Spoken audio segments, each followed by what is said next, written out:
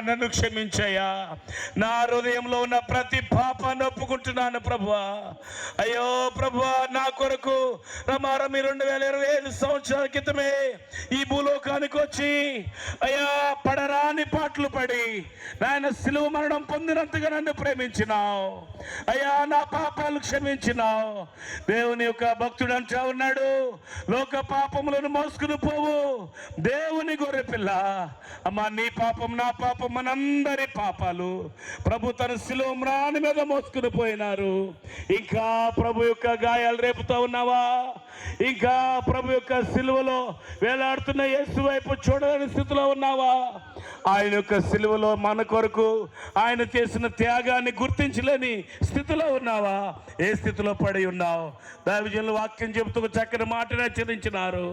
జీవించుచున్నావు అన్న పేరు మాత్రమే కానీ నువ్వు మృతుడవే. జీవించుచున్నావు అన్న పేరు మాత్రమే ఓ యవనస్తుడా. జీవించుచున్నావు అన్న పేరు మాత్రమే ఓ యవన స్త్రీ. జీవించుచున్నావు అన్న పేరు మాత్రమే సహోదరుడా, సహోదరి. ఈ అమూల్యమైన సమయంలో పైకి మాత్రమే భక్తిగా ఉన్నావేమో, పైకి మాత్రమే ఏమండి ప్రభుని ఎరిగిన వ్యక్తిగా ఉన్నావేమో, శక్తి లేని వ్యక్తిగా ఉన్నావేమో, ఆత్మీయ పౌరుషాన్ని పోగొట్టుకుంటున్నావేమో. సహవాస అనుభవంలో పిల్లరా ఉన్న వాక్యం ఉన్నట్టుగా తెలియపరిచినప్పుడు ఈ నీ జీవితం ఎలా ఉంది పరీక్షించుకోగలుగుతున్నావా? ప్రభువా, నన్ను క్షమించు ప్రభువా. అయ్యా, నన్ను మన్నించు ప్రభువా. నా అపరాధాలు క్షమించు ప్రభువా. నా పాపాలు క్షమించు ప్రభువా.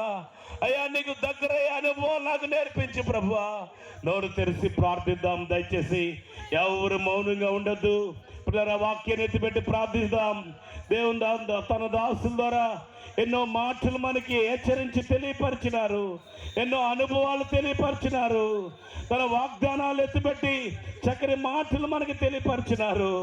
దేవుడు ఏ వాక్యం ద్వారా తన దాసులతో మాట్లాడినారో, బలహీన స్థితిలో ఉన్నప్పటికీ కూడా, అలా బాధలో ఉన్నప్పటికీ కూడా, అలా కుండుకుంటూ దైవజనులు నడుస్తూ అలాగే రక్షించబడినటువంటి అనుభవాలు తెలియజేస్తున్నారు.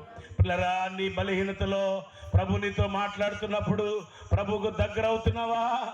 నీ బలహీనతల్లో, నీ ప్రాబ్లమ్స్లో ప్రభుని వేడుకుంటున్నావా? నీ పాపాలని అవిధేయతలు ప్రభు దగ్గర ఒప్పుకుంటున్నావా? దేవుని వాక్యం హెచ్చరించబడతా ఉంది. అతిక్రమాలు దాచిపెట్టుకున్న వారు వర్ధిల్లరు గాని వాటిని ఒప్పుకుని విడిచిపెట్టినటువంటి వారు కనికరింపబడతారు. దేవుని కనికరం